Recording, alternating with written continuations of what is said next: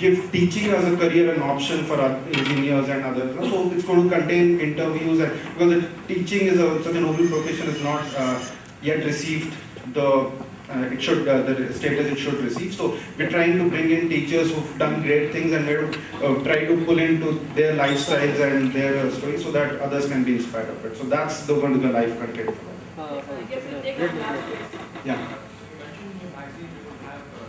Okay, but Yes. Yes. So then, why would I go for a magazine when I have Google doing research for me and I have blogs? Yeah, I understand. So the basic problem is there's so much in Google, right? There's so much in Google, so we really don't know what is the right thing to read and what is not the right thing to read. So we might brag about so much technology coming into picture, but Google gives us too many things, okay? So the magazine is going to be the best out of that. Okay? So because if you see a student sitting in some first year engineering college or whatever, might not have that much of time to scan about Google's 10 articles and understand what good article one of them is. So, because even though we brag about technology, you cannot underestimate the print power of the print and power of something having right in front of you and you reading it and getting a grasp of it. So that's the basic motive of it. what's the portal? Why Newton, WHY Newton, NEWTUN.com. So guys, you can just go to Why Newton, post your story, and expect that you win a prize. Thanks. So lightning pitch session today, and you were not able to, you could always do it next month. Do write into us or join our mailing list, and kind of look out for the alert that we send out beginning of every month. Now over to Jyoti. Thanks, Vijay. That was a very diverse set of lightning pitches, and I must say very interesting to know what you all are doing. We'll move on to a question now, whether to be an entrepreneur or not to be. I'm sure most of you who are aspiring or who is an entrepreneur would have pondered on this question.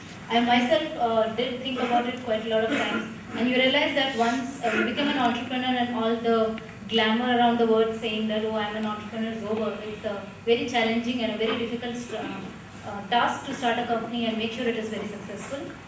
So we'll call upon Mr. Surya, who will probably help us answer this question for ourselves.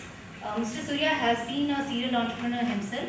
He currently is the Chief Operating Officer at NSR Cell. He's started off with his family business, that's called Recon. And then he moved on to start his own company called Medivis and also LifeKim. And he has successfully started the company, raised investment, and also exited the company successfully. I call upon Mr. Surya to probably help us answer the question.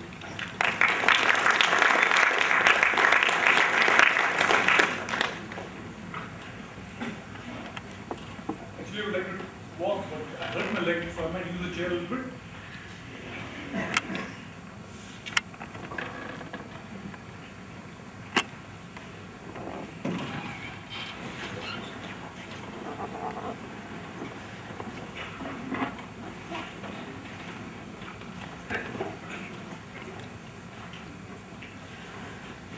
Manchester City is a big crowd. I think startup side is becoming more and more popular.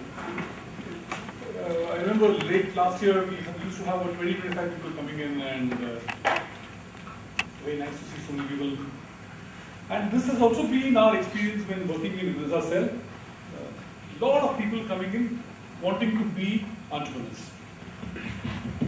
And one more feature that we have seen.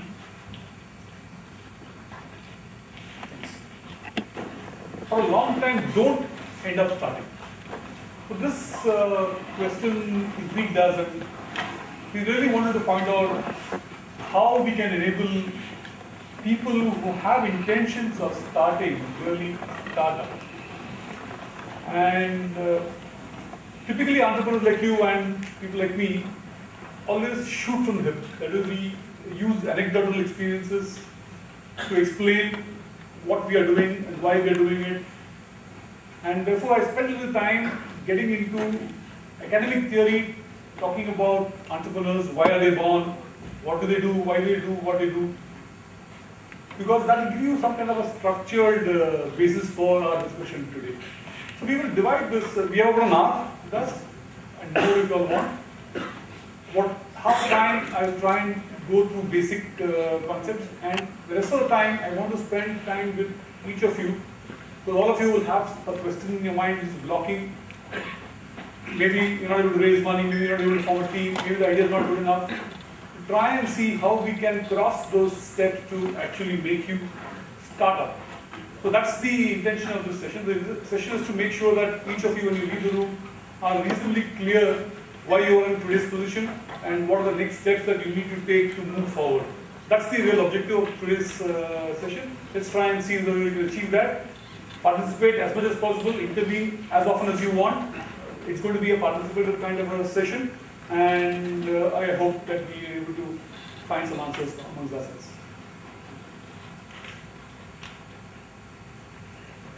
So this is what we will do today.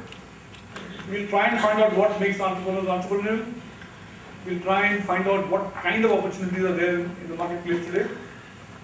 And what is the real gap? Why do we not really start up? And then we'll take a few steps towards crossing that chasm. And then the most important question is, when do you stop working on this idea and then move on to the next one?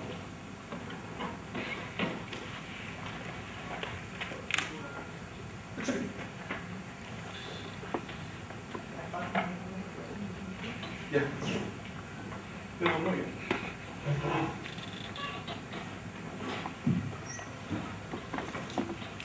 Many of us are coming from the managerial background. Most of us have worked some place or the other. Am I right? All of you have worked in places. So what do we do typically? We have a set of resources. We have a predetermined objective goal, and we try and reach those goals in the quickest, most efficient, cost-effective way, and try and finish it off quickly. And that's what we call managerial mindset. Our job is to get to our objectives as quickly as possible, most efficiently, and then move on. And we are evaluated based on how well we perform and how efficiently we complete the task that we have taken. That's the managerial mindset. So, given set of means, predetermined objective, how quickly we go and meet those objectives is our. There are a couple of references. I encourage you to read these things. The excellent papers. This is what entrepreneurs make entrepreneurial by service. What happens in an entrepreneur's mind is, they have a set of resources. They're not very clear where they're going. They have a vague idea. And while making these steps, they keep iterating, improvising, and finally reach sometimes a totally different end objective. But as long as they reach an end objective which is fruitful, generating a product or service which is wanted by the consumer, and generating profits for themselves, it's called an enterprise.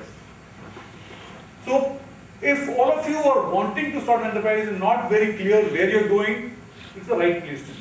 Don't worry about it. So that's the way it should be. Because otherwise you will be doing jobs.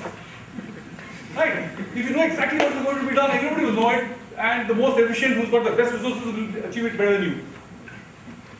And there will not be any difference between a manager and an entrepreneur. An entrepreneur improvises, is willing to work with chaos, is willing to work with uncertainty.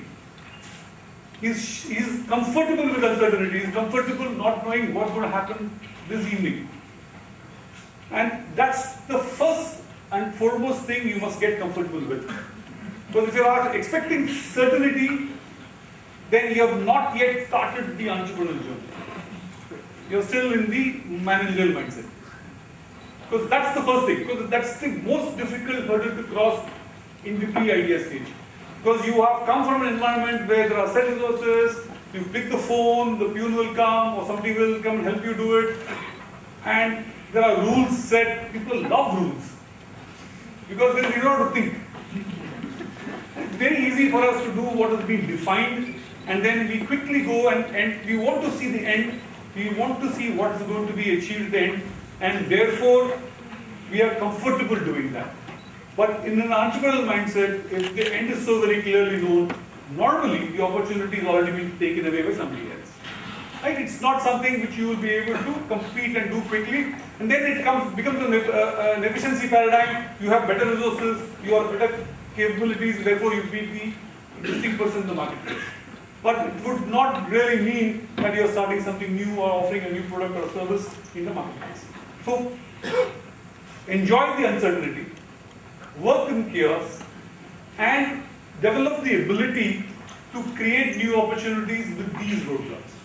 And that's the entrepreneurial mindset, where your end is not certain, but you are sure that you want to do something on your own. You have a set of resources which you want to use, complement with other strategic resources available around you, and reach towards it.